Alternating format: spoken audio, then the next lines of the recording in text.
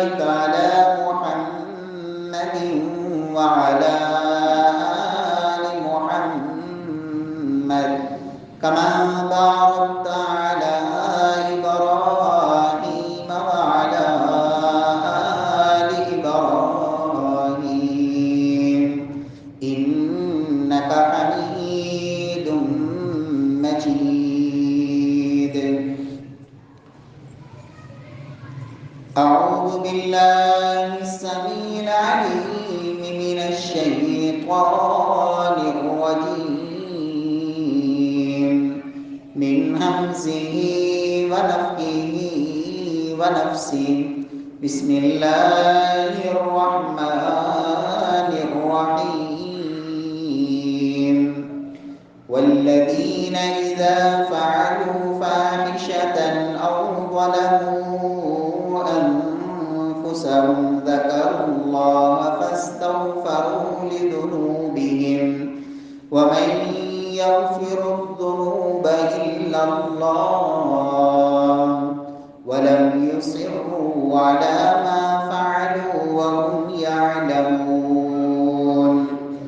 أولئك جزاؤهم مغفرة من ربهم وجنات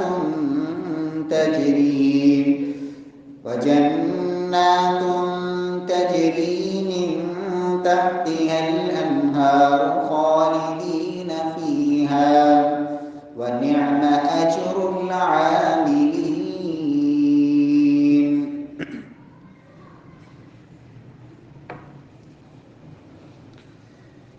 والذین اذا فعلوا فاحشة او ظلموا انفسهم، اور وہ لوگ جن سے جب کوئی گناہ ہوتا ہے یا اپنی جانوں پہ ظلم کر بیٹھتے ہیں، ذکر اللہ، اپنے رب کو یاد کرتے ہیں، فاستغفروا لانفسهم، اور فوراً اپنے آپ کے لیے اللہ سے معافی اور بخشش طلب کرتے ہیں، وَمَن يَغْفِرُ الذُّنُوبَ إِلَّا اللَّهُ، اور اللہ کے علاوہ کوئی اور نہیں جو گناہوں کو بخشنے والا ہو، وَلَمْ يُصِرُّوا عَلَى مَا فَعَلُوا، ان سے جو غلطی گناہ ہو جائے اس پہ وہ اصرار نہیں کرتے، اڑ نہیں جاتے، وَهُمْ يَعْلَمُونَ، جبکہ انہیں پتہ بھی ہو، اولئک جزاؤہم مغفرۃ من ربہم وجنات، یہی وہ لوگ ہیں کہ جن کے لیے اللہ کی طرف سے بخشش اور رب العالمین نے ان کے لیے ایسے باغات تیار کیے ہیں جن کے نیچے سے نہریں جاری ہیں، خالدین فیہا، وہ اس میں ہمیشہ رہیں گے، ونعم اجر العاملین، اور عمل کرنے والوں کا اجر کتنا ہی عمدہ اور خوبصورت رب العالمین نے رکھا ہے۔ معزز سامعین کرام، محترم بھائیو، بزرگوں، دوستو، معززات ماؤں اور بہنوں، دنیا میں بسنے والا ہر انسان، اس کی فطرت میں رب العالمین نے اس بات کو شامل فرما دیا، کل بنی آدم خطاء، کہ آدم کا ہر بیٹا وہ خطا کار ہے، کوئی بھی انسان گناہوں سے مبرہ نہیں، غلطی انسان کی فطرت میں شامل ہے، لیکن غلطی ہو جانے کے بعد رب العالمین نے دو طرح کے نمونے قرآن مجید میں ذکر فرمایا ہے، کچھ لوگ ایسے ہوتے ہیں کہ جن سے جب کوئی غلطی ہو جائے، گناہ ہو جائے، اللہ کی نافرمانی کر بیٹھیں تو وہ اس گناہ کو اتنا ہلکا اور آسان اور معمولی نہیں لیتے، بلکہ فوراً اللہ رب العزت سے معافی، اللہ کے سامنے ندامت، اپنے گناہ کا اقرار اور اعتراف اور رب العالمین سے معافی طلب کرتے ہیں۔ اور یہ انبیاء کرام کا طریقہ رہا کہ جب بھی انبیاء کرام جن کو رب العالمین نے غلطیوں سے بچایا ہوتا ہے، لیکن پھر بھی اگر ان سے کسی موقع پر کوئی بھول ہو جائے فوراً اپنے رب کی طرف رجوع کرتے ہیں. ربنا ظلمنا انفسنا وان لم تغفر لنا وترحمنا لنكونن من الخاسرین. جناب آدم علیہ السلام سے بھول ہوئی، اپنی اس غلطی پر وہ اڑے نہیں، اصرار نہیں کیا، بلکہ فوراً اللہ کی طرف رجوع کیا. کہا ربنا ظلمنا انفسنا، اے اللہ ہم نے اپنی جانوں پہ ظلم کیا ہے. ربنا ظلمنا انفسنا وان لم تغفر لنا وترحمنا، اے اللہ اگر تو نے ہمیں معاف نہ کیا، اے اللہ اگر تو نے ہمیں نہ بخشا تو رب العالمین ہم تو پھر خسارہ اٹھانے والوں میں سے ہو جائیں گے. فوراً اللہ کی طرف سے رجوع کیا، رب کی طرف رجوع کر کے معافی طلب کی. میرے رب نے معاف بھی فرما دیا. لیکن یہ ایمان ہوتا ہے کہ جس قدر ایمان مضبوط ہوتا ہے اسی قدر انسان کی یہ ندامت اور یہ احساس کہ میں نے اپنے رب کی نافرمانی کی، یہ احساس دیر تک باقی رہتا ہے. اور امام ابن قیم رحمہ اللہ یہاں ایک بڑی خوبصورت بات لکھتے ہیں،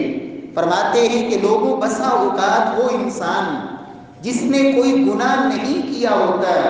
یا گناہ نہیں کر پاتا یا نہیں کرتا، فرمایا بسا اوقات وہ اپنے رب کا اتنا قرب نہیں حاصل کر پاتا جتنا قریب وہ انسان ہو جاتا ہے جس سے کبھی کوئی گناہ ہوا، کوئی غلطی ہوئی، کوئی بھول چوک میں رب کی نافرمانی ہو گئی، اللہ سے معافی مانگی، ندامت، شرمندگی، آنسو بہائے، اور بار بار جب بھی رب کے سامنے ہاتھ اٹھاتا ہے اپنی اس گناہ کو یاد کر کے اس کے اوپر ندامت اور شرمندگی اور رب سے بار بار معافی اور استغفار کرتا ہے. فرمایا یہ انسان اپنی اس معافی کی وجہ سے اپنے رب کا زیادہ قرب حاصل کر لیتا ہے، اپنے رب کے زیادہ قریب ہو جاتا ہے بنسبت اس انسان کے کہ جس نے گناہ نہ کیا ہو. کیوں؟ اس لیے کہ اسے تو یہ احساس نہیں ہوتا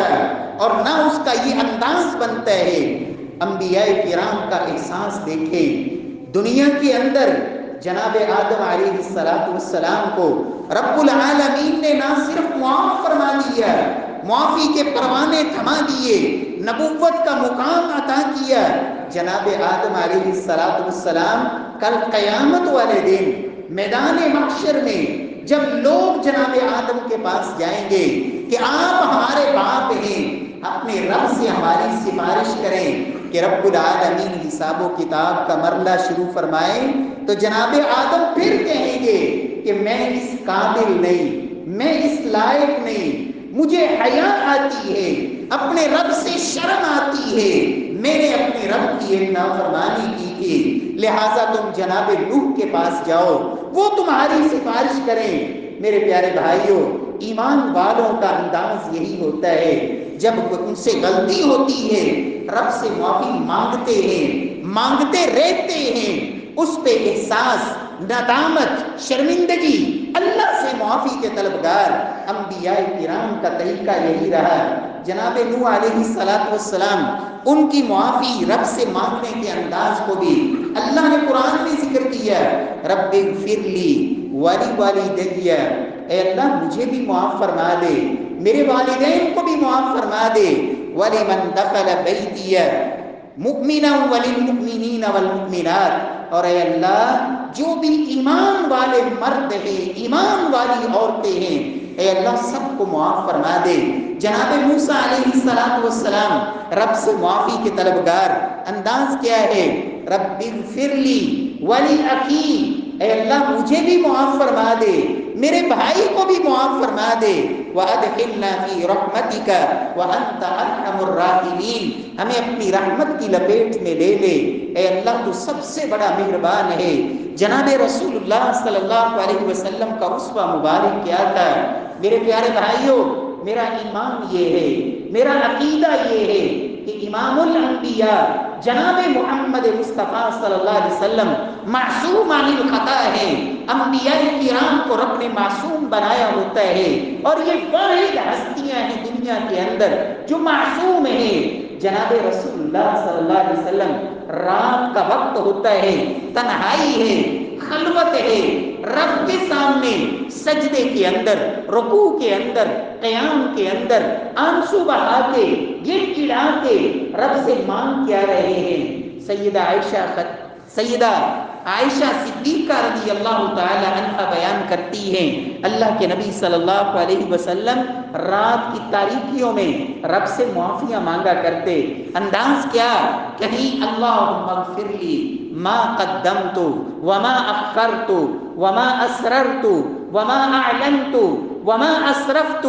وما انت اعلم به منی انت المقدم انت المؤخر لا الہ الا انت اللہم اغفر لی ما قدمت۔ اے اللہ، جو میں پہلے گناہ کر چکا اللہ مجھے معاف فرما دے، یا اللہ جو بعد میں ہونے والے وہ بھی معاف فرما دے۔ میرا ایمان یہ ہے کہ نبی کائنات صلی اللہ علیہ وسلم تو معصوم تھے، تربیت امت کی، لوگوں مانگو اپنے رب سے اس انداز میں، اللہم اغفر لی ما قدمت وما اخرت، اے اللہ مجھ سے جو گناہ ہو گئے، جو پہلے کر چکا اللہ وہ بھی معاف فرما دے، جو آئندہ زندگی میں ہونے والے اللہ ان کو پہلے ہی معاف فرما دے، وما اسررت وما اعلنت،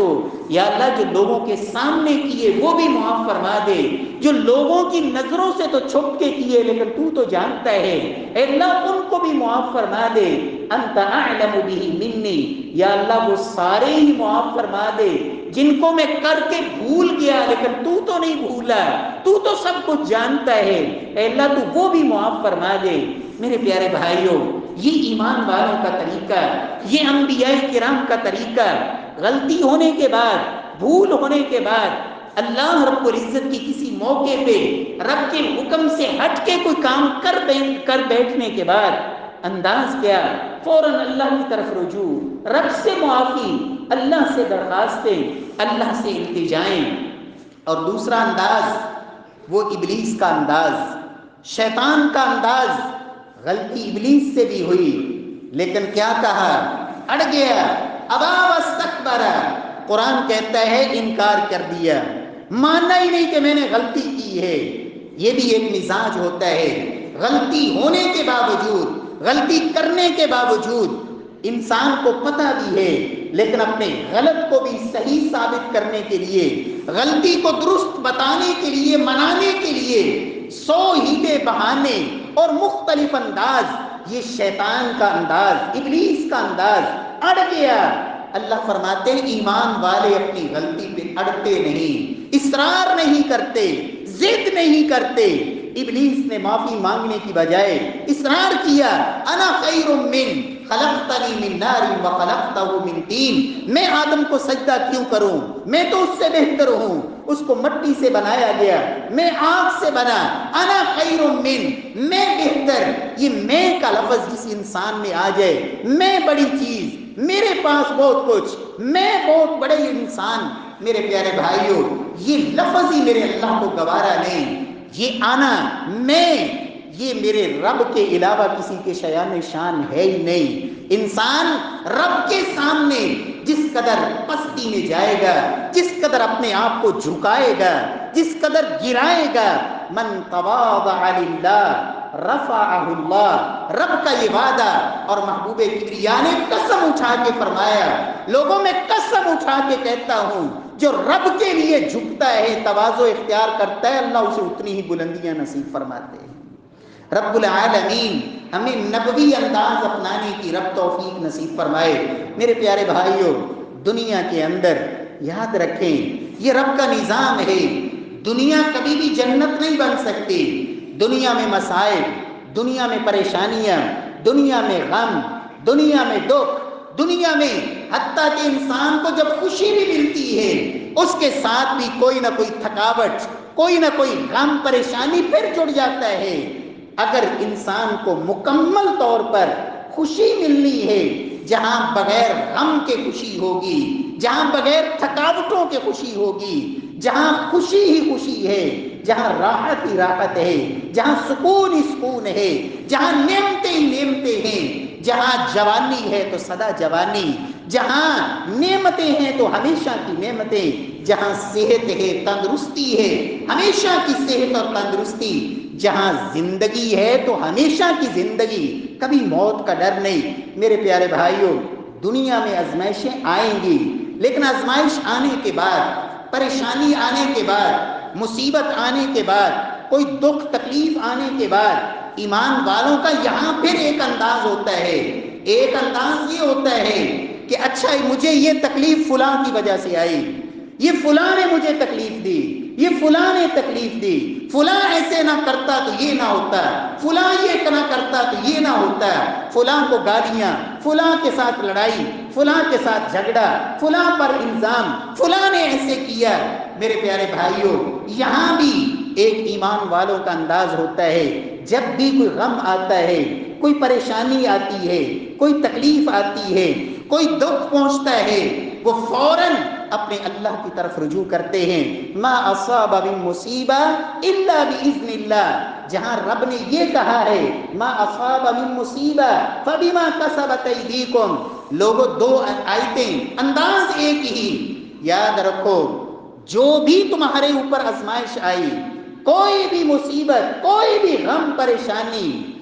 یاد رکھو باذن اللہ، جب تک اس میں میرے رب کی مرضی شامل نہ ہو دنیا کا ایک پتا بھی ہل نہیں سکتا۔ باذن اللہ سب کچھ ہوتا ہے میرے رب کے اذن سے ہوتا ہے، کوئی کرنا چاہے۔ اور یہاں محمد مصطفیٰ صلی اللہ علیہ وسلم نے جو عقیدہ دیا،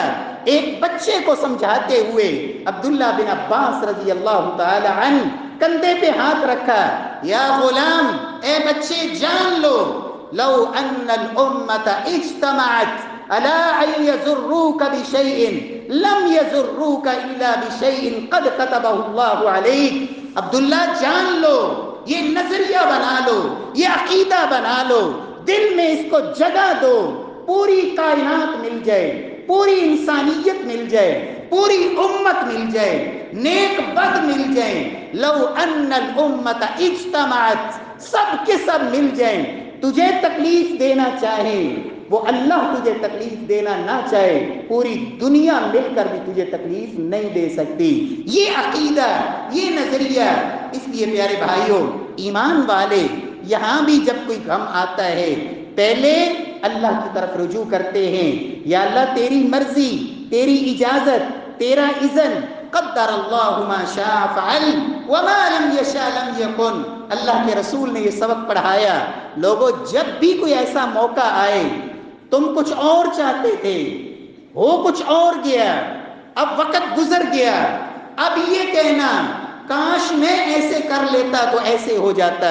کاش آج میں رکشہ لے کے نہ نکلتا، کاش میں آج گھر سے باہر نہ آتا، کاش میں فلاں کے ساتھ کاروبار نہ کرتا، کاش ایسے نہ ہوتا۔ فرمایا یہ جو لو ہے نا، یہ شیطان کا راستہ ہے، یہ شیطان کو خوش کرنے کے لیے شیطان کہتا ہے ہاں اچھا ہوا، لیکن فرمایا ایمان والوں کو چاہیے جب کوئی ایسا موقع ہو تو کہیں قدر اللہ ما شاء فعل وما لم یشاء لم یکن، جو رب نے مقدر میں لکھا تھا وہ ہو گیا، جو رب نے چاہا وہی ہوا،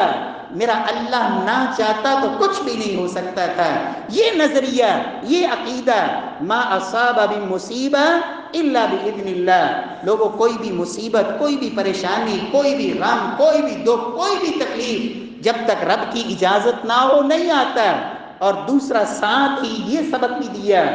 ایمان والو ما اصاب من مصیبت فبما کسبت ایدیکم، وہ تمہارے اپنے اعمال کا بھی نتیجہ ہوتا ہے، تمہارے گناہوں کے اثرات۔ تم جب رب سے دور ہوتے ہو، شیطان کے تسلط میں جاتے ہو، اللہ رب العزت کی نافرمانی کرتے ہو، پھر آزمائشیں آتی ہیں۔ اور سلف صالحین یہاں کتنے محتاط ہوتے،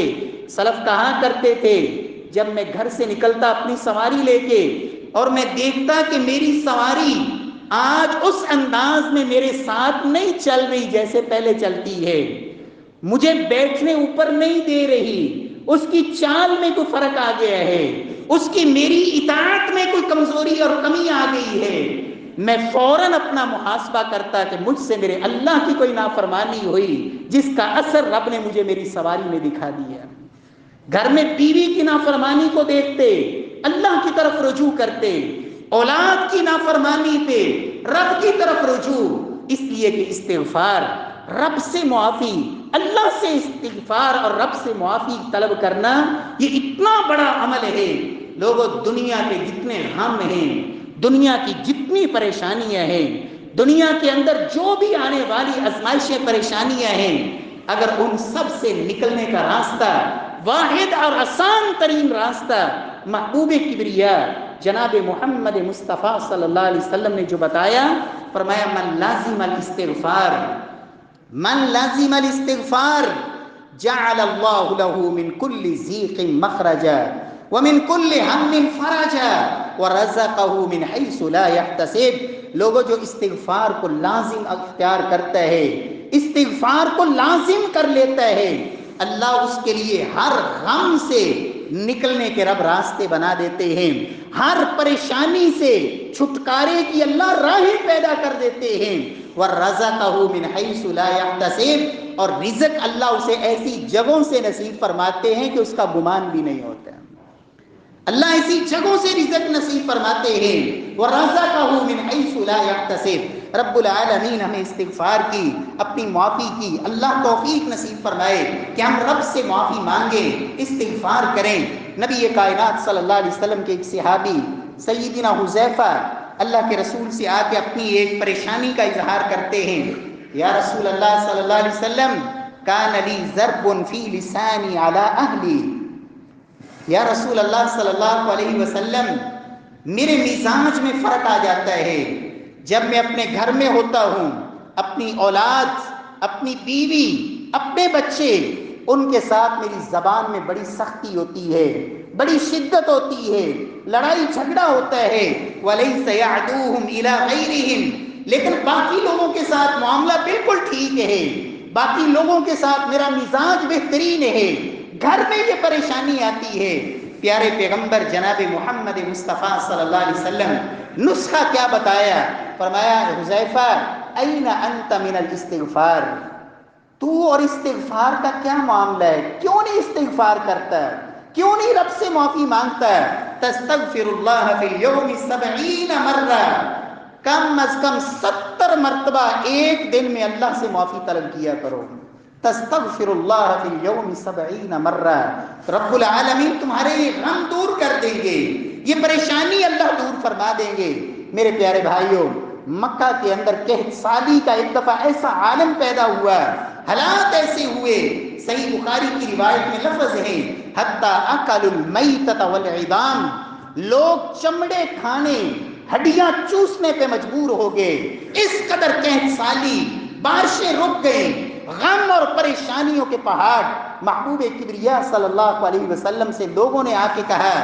مدینے میں آ کے کفار مکہ، ابھی مکہ فتح نہیں ہوا تھا، وہاں سے باقاعدہ ایک شخص پہنچا مدینے میں اور آ کے اللہ کے رسول کو کہتا ہے، اے محمد، آپ کے کنبے والے ہیں، آپ کے خاندان والے ہیں، آپ کی ہی برادری والے ہیں، تستغفر اللہ،